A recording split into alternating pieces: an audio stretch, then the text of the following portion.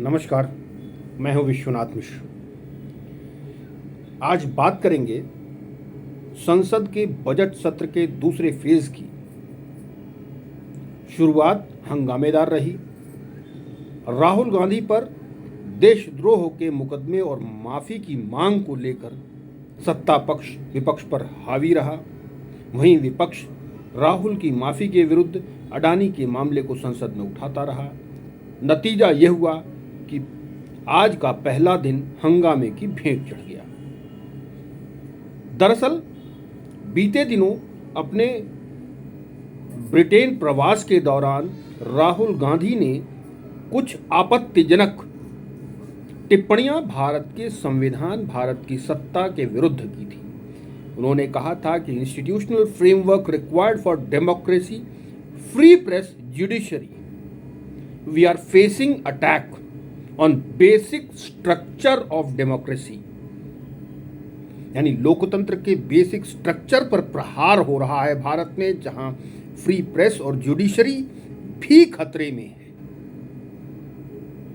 और वो आरोप भी आप स्वदेश में लगाएं, ठीक है, आप विदेश की धरती पर जाकर इस तरह के आरोप लगा रहे हैं। क्या भारत में लोकतंत्र नहीं है? इस बात को लेकर सत्ता पक्ष बहुत आक्रोशित रहा और देश के खिलाफ उनके इस वक्तव्य पर चिंता जाहिर की, उनसे माफी की मांग की।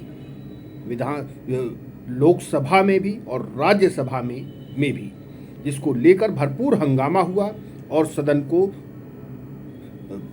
कल तक के लिए स्थगित किया गया। अब बड़ा सवाल यह है, क्या वास्तव में भारत में ऑटोक्रेटिक शासन है? क्या विपक्ष को बोलने नहीं दिया जाता है? क्या राहुल गांधी का माइक सदन में बंद कर दिया जाता है? क्या उनके फोन में पेगासस है? पेगासस मामले को याद करिए, सुप्रीम कोर्ट ने मॉनिटर किया था, मांगा था सब लोग अपना फोन जमा करिए। तब राहुल गांधी कहां थे? आपने अपना फोन क्यों नहीं दिया?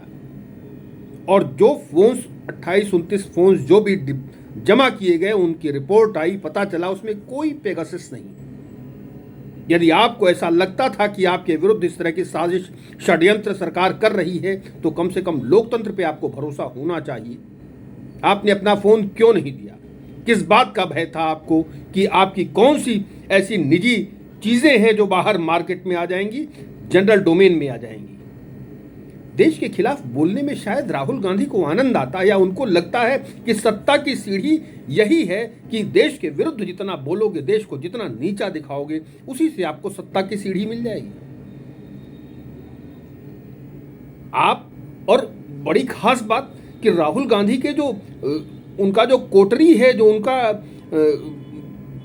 कोर ग्रुप है, जो उनको इस बात पे सलाह देता है राजनीतिक मामलों पे, वो भी कैसे विषय तय करता है, इस बात को लेकर बड़ा आश्चर्य होता है। विपक्ष को लेकर, विपक्ष के संघर्ष को लेकर तो समझ में आता है कि उनकी कुल डिमांड, कुल समस्या सीबीआई, ईडी और आयकर से बचने को लेकर है। सारी लड़ाई, राष्ट्र निर्माण की सारी लड़ाई सीबीआई, ईडी और आयकर के छापों से बचाव को लेकर ठहर गई है। आखिर क्यों? आपने ऐसा क्या किया है कि आपको इस बात से डरने की जरूरत है? अगर आपने कुछ नहीं किया है तो इस संसार में किसकी सामर्थ्य है जो आपको फंसा देगा? दरअसल सारी लड़ाई केवल जेल जाने से बचने के लिए है। अब एक बड़ी खास, बहुत बड़ी महत्वपूर्ण चीज जो है कि ईडी की इस पूरी लड़ाई में, ईडी ने जो बहुत ढेर सारी संपदा जो सीज की है, सीजर में करीब 1 लाख करोड़ रुपए से ज्यादा की जब्ती हुई है। 1 लाख करोड़। और एक उससे भी बड़ी बात कि इस सीजर के खिलाफ कोई भी सुप्रीम कोर्ट नहीं गया कि भैया सुप्रीम कोर्ट से उसको रिलीज करा ले कि ये देखिए मेरी आमदनी, इस जो सरकार ने जब्त कर लिया है, इसके खिलाफ ये आदेश है क्योंकि ये मेरी लीगल इनकम थी। इसका मतलब है कि आपका जो सोर्स ऑफ इनकम था वो इल्लीगल था, वो अवैध धन था। जब आप अवैध धन रखेंगे, लूटपाट करेंगे, तो समाज में आपको जवाब देना पड़ेगा।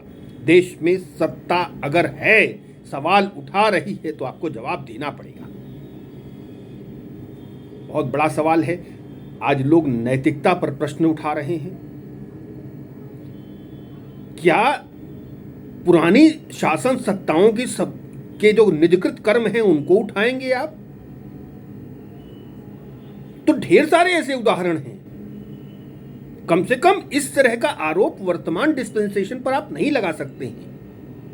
हो सकता है, मैं नहीं कह रहा हूं, हो सकता है कि किसी को जो है कोई किसी ने कमी की हो, जो कमी हो सरकार की तरफ से अगर कोई कमी हो रही तो आप उसका विरोध करिए, आपको किसी ने मना नहीं किया है।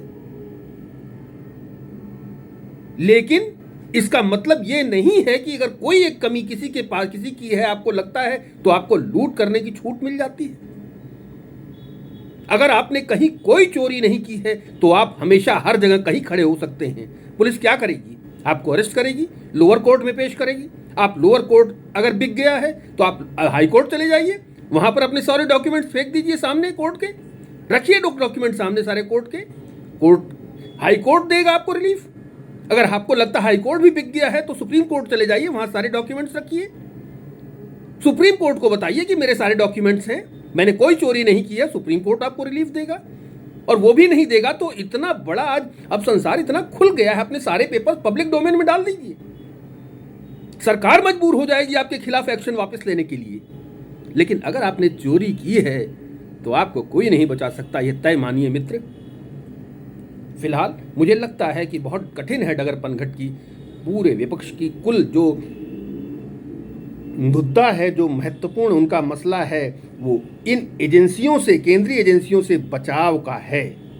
चाहे वो आरजेडी हो, जमीन के बदले जो है नौकरी,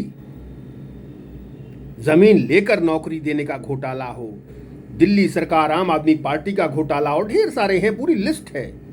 इन सब से बचने के लिए अगर आप संसद में केवल युद्ध लड़ रहे हैं तो बड़ा सवाल है, बहुत बड़ा प्रश्न है। क्या कांग्रेस और विपक्ष अब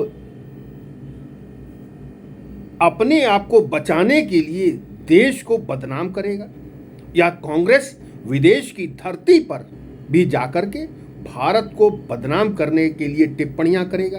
क्या ऐसे कदम से कांग्रेस का भला होगा? बहुत विचारणीय प्रश्न है। आज के लिए फिलहाल इतना ही, दीजिए इजाजत, नमस्कार।